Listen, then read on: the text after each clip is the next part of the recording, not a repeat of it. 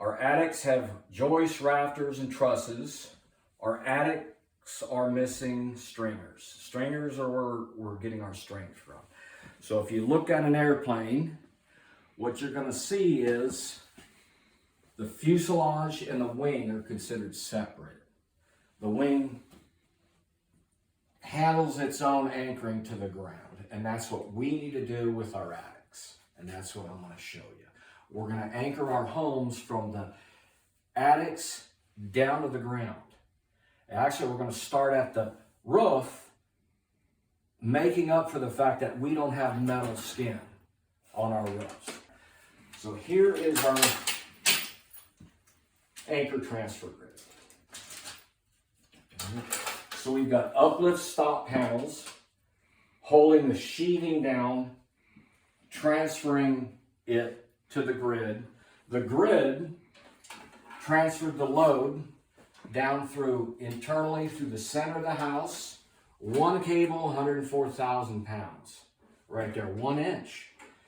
All right, so in the perimeter, hidden in the eaves, gable roof or a hip roof, we're going to have hidden anchoring points along the perimeter. Okay, and here we go. So this would be the exterior of the house, and we're going to anchor down. All right, so you've got all 4 corners covered, and let me show you on the house. So hurricane's coming, we got to prepare. Anchors are all set. We've got to rig our house up.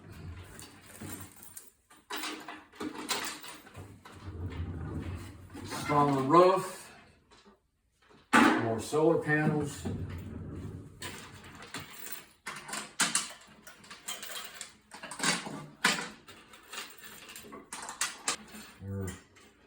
We're rigging up, and we're going 360. And there you have it.